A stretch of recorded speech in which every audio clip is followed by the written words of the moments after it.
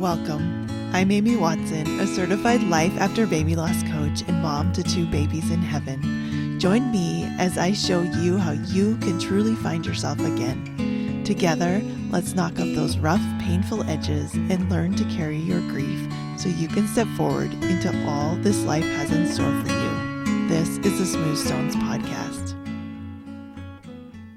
What's up, friends? I am coming at you from my new office, and I'm sitting in a camping chair. If you hear any weird creaking, it's a camping chair. We just moved. I'm in my new office, and it's getting there. We're getting there. I've got the little IKEA cubby thing going. I've got some cute angel baby stuff out. I've got my desk, and I just dug out my microphone, and I'm excited. But yeah, definitely life has been really busy at our house. We've been doing some big projects. We put in a fireplace with shelves. We put in a backsplash. Well, I hired some people to put in a backsplash because it was a little above my skill level, although I love to DIY literally anything I can. And I was ready to go on this tile. It's like this really fancy natural stone mosaic, and I just started feeling overwhelmed. So we called some professionals in, and I'm so glad we did. It turned out really good, but I am still I feel like all I do is clean up dust. So if you've recently moved, I'm standing in solidarity, or if you're renovating, listen, some of these things are just like such a mix of good and exhausting and all the emotions. So we're really excited to be in our own place again and just be getting settled. So more to come. If you follow me on Instagram, I've been posting a little bit of updates, but really I have not. I have just been moving, packing, unpacking, trying to organize ourselves, just finishing out the last few days of school. And yeah, it'll be definitely one for the record books this year. So I want to talk about today's topic. This idea came to me, and I've thought about it before, but I think it's really important. And I started out thinking this would be a fun one to talk about because I do actually love talking about money and money blocks. And I love the things I've learned from some of my mentors about like my attitude towards money, what it was like because of how I grew up and different things and how I can shift that and change that. But this got kind of heavy really quickly as I thought of examples and different issues that come up after a loss of a child. So I'm just going to encourage you as you listen to really open up this week and digest this with the most open mind you can have. All humans have challenges. I truly believe we make them worse by thinking that we shouldn't or that we shouldn't have certain challenges.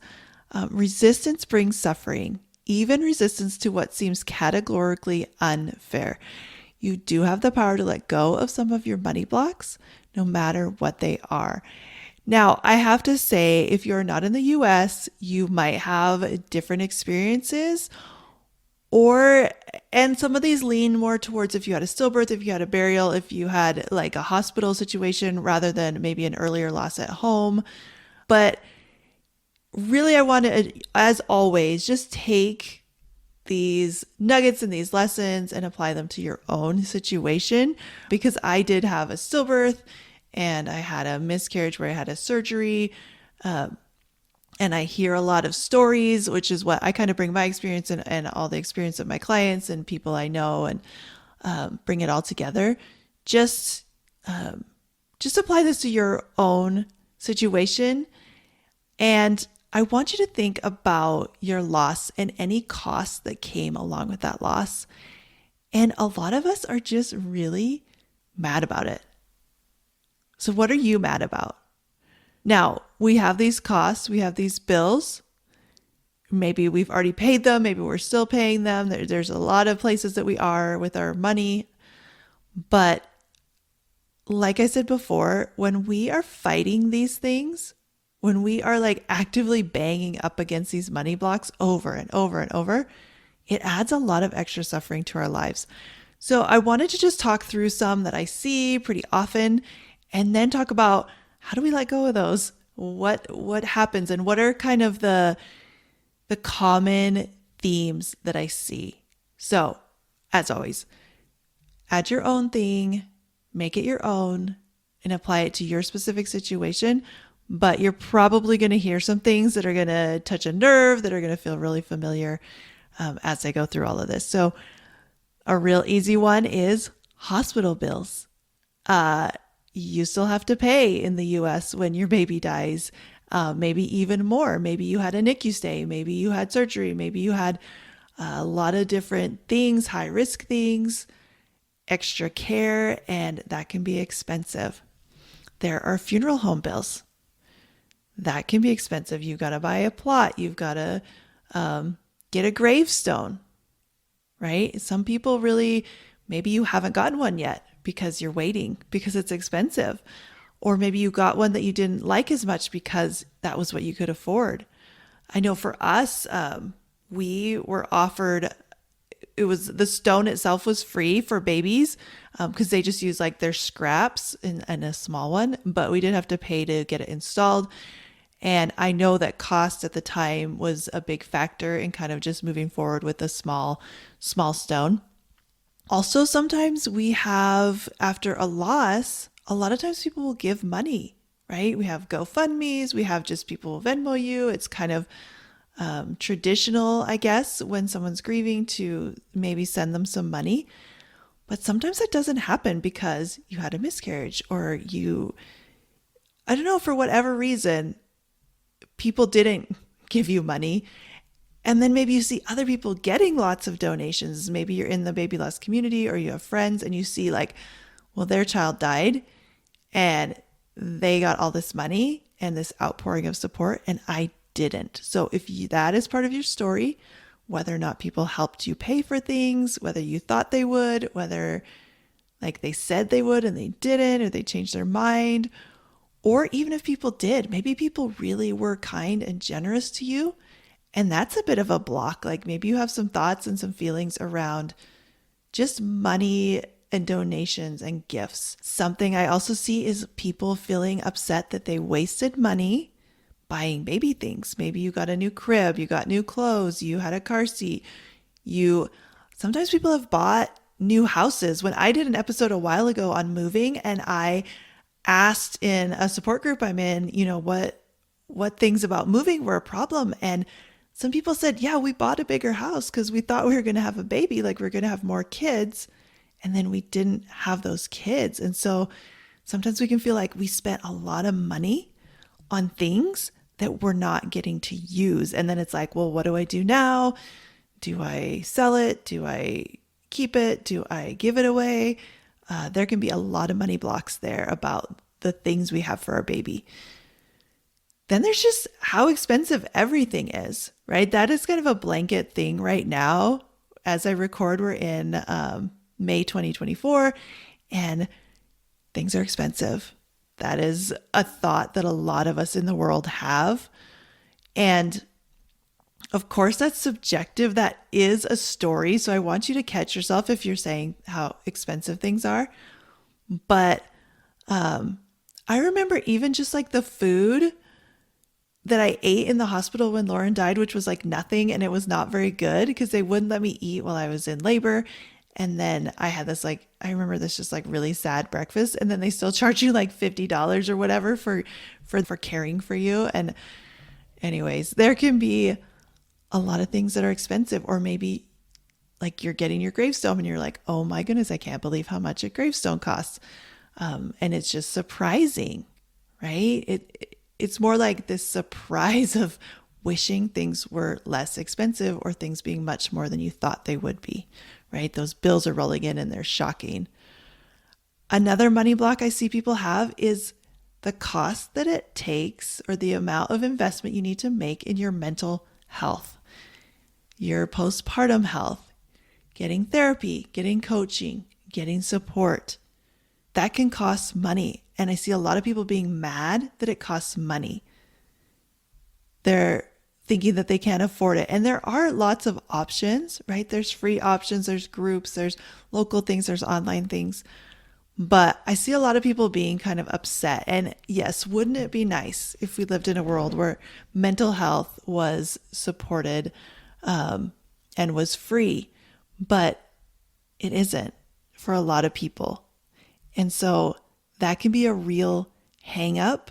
And I see that for me when people come and they want to do coaching and they're like, oh, there's a cost. And I try to keep my costs really reasonable. And I'm very, very flexible. I never want costs to be a reason that someone can't get coaching. So I will totally work with you and your budget. That's very, very important to me. But yeah, it can be expensive. And anybody that has, like, if you've got teenagers that are struggling and it's like, oh my goodness, like we are just trying to keep these kids going and it's expensive. You have to pay for mental health support. So I want you to, again, ask yourself that question. Have you avoided getting support because of the costs? Are you doing it, but are you complaining and mad that it costs so much? Other costs can be for fertility treatments or using other options to grow your family, whether you're doing even foster, adopting, like using a surrogate or gestational carrier. You are just trying everything you can to get the family you want, and it costs money. Do you have any blocks there? Another really simple one though that I see a lot, and it's actually does go really deep, is like buying new clothes that fit your body. A lot of us have a really weird relationship with our body after our baby dies, and we still have like different sizes and weights and things are different than they were before. And we don't want to buy new clothes. Everything's expensive. Clothes are expensive, right? So we just sit in our clothes that don't fit, that make us feel like yucky and we don't love, and we stand in our closet and we're just like, ugh, all of this. But we just have this block around buying clothing that fits our body and helps us to feel good. And another one that I was thinking of was that I see a lot is we can't do X because we had to pay for Y. Now, Y is something from your loss. So we were going to go on a cruise, but we had to buy a gravestone instead. Or we were going to buy a house, but now we're paying all these medical bills. If you find yourself doing that, if you're blaming the choices you're making, if you're blaming the opportunities you have, if you're kind of just really, just blaming the costs associated with your loss for things that you think you cannot do or that you cannot afford, that's a really tough place to be. So I always want you to give yourself some love if you have that story running through your head a lot, but also that is creating a lot of suffering for you.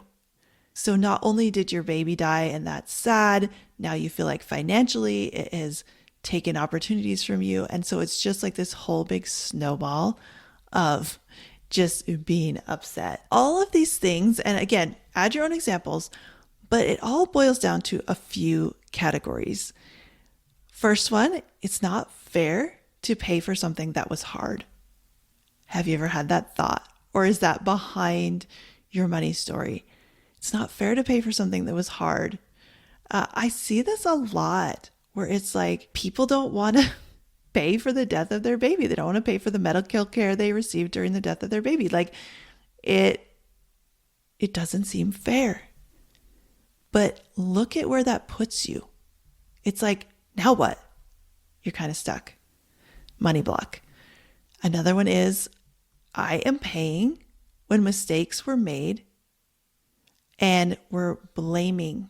So maybe if we had a situation where we had some care that maybe wasn't helping us or wasn't enough, didn't prevent our loss, and we're still paying for it. That seems unfair. That brings a lot of suffering. That gives us a really big money block. I shouldn't have to pay. Do you have that story? I shouldn't have to pay for a surgery where they took my baby out of my body, like basically against my will. In my case, I almost died. I had a horrible experience during surgery and I got a bill for like $15,000. Now, I had great insurance. It covered everything. But we did have a few things here and there that I had to be fighting with insurance and different things. And Yeah, we just think we should not have to pay for that. Another one is support shouldn't cost money. We think, again, wouldn't it be nice if everything was free, if mental health was just free? Now, some of this is rooted in patriarchy, and I have really loved uncovering my thoughts about this. So if you're way into this, good. If this is the first time, if you're like, I don't want to talk about patriarchy, but here's the thing. This is basically what it boils down to in this case. Soft skills are not as valued in our society. Caregiving skills are not as valued in our society. So traditional female roles are not as valued, and we feel like it should be given for free. So many of us listening are helpers. We want to be helpers, and we feel bad. Like we wouldn't ever charge someone, right? We wouldn't charge someone for helping. Helping should be free. It should be given from our hearts. Many of us have religious beliefs or values where we say, yeah, we should give freely. But that brings a lot of suffering, because here we are saying like therapy should be free, or support shouldn't cost money. Can you see how big of a block that is? It's like, well, then what? Because it does. The reality is, for many, many people, it does cost money. And so if you just want to sit there and think it shouldn't, where can you go from there? You're stuck. And also, if you are a caregiver, I want you to just really check out and see if you are undervaluing yourself because you are giving care, because you are giving support, because of where you're coming from. Your skills are valuable and worth something. Another money block category that I have is having a baby should be easy and free. This is like an overarching, everybody thinks this. Everybody thinks this, but after a loss, it is a huge block to you, to getting what you want, to finding peace in your life. If you believe that having a baby should be easy and free, and that's not your experience, where do you have to go? You are stuck. This is a money block. And the last one I'm going to talk about, the category, is people shouldn't profit from my pain. That is a tough one. What feelings come up there for you when you think that? People shouldn't profit from my pain. Have you thought that? Have you thought it consciously, or have you maybe thought it unconsciously? And now that I say it out loud, you're like, ooh, that is something that I think and something that I believe. So I'm going to gently remind you again that our thoughts are all optional. This thought is not one that I would want to keep. And if you do some searching and you find it in your heart, in your mind, you can acknowledge it, give yourself so much love, and also start the process of releasing it. Here's the thing, and now we're going to go into like, now what do I do?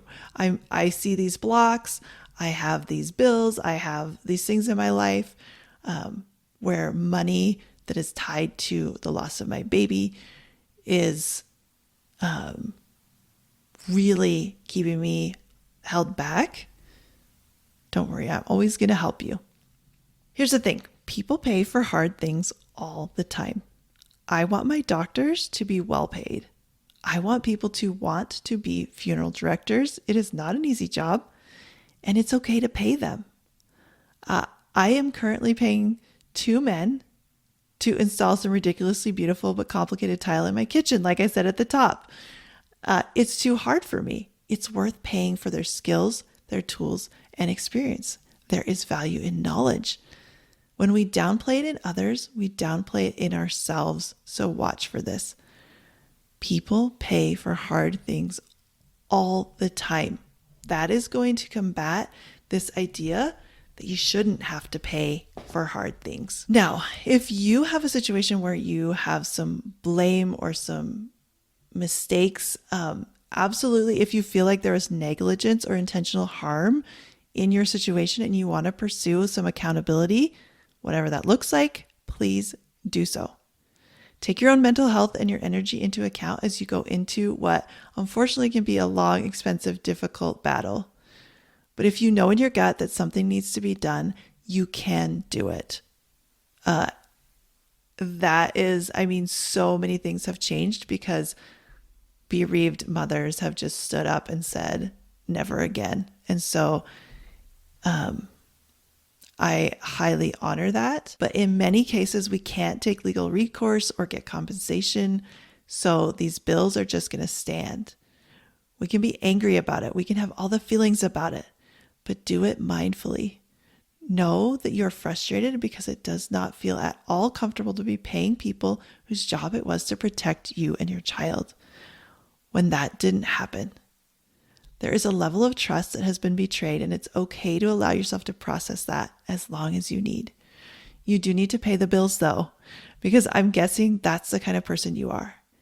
If and when you want to find some peace around this, I would do some gentle exploring around this line of thinking where you believe you shouldn't have to pay if mistakes are made. Not to make light of something so tender, but I was thinking about fast food. How often do we pay, get our order, drive off, and it's not right?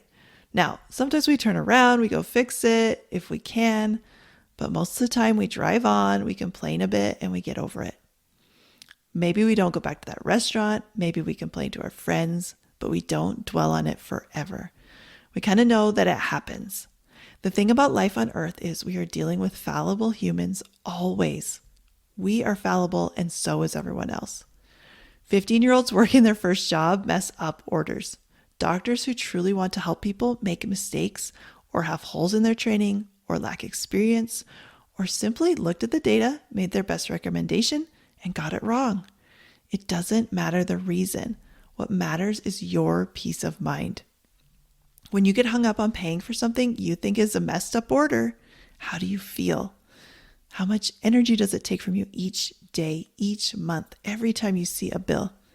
What if you could give yourself the gift of not being mad about it anymore? So I am going to wrap this up by just saying that whatever your story, you can heal it.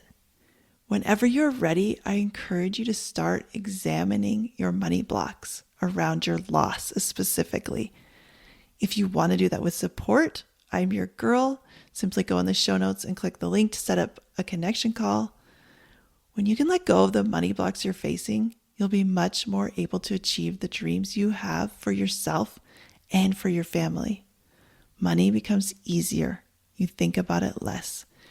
And when you do, it's more about creating the life that you want. I encourage you to keep this conversation going. Come on over and talk to me on Instagram. Send me an email. I am here. But look, there is going to be some money stories for most of us around our losses, and that's okay. You can love yourself, and you can decide that you want to let it go. I'll see you next time. Are you tired of feeling like your baby's death was somehow your fault? Go to smoothstonescoaching.com and get my free mini course, How to Stop Blaming Yourself After Loss.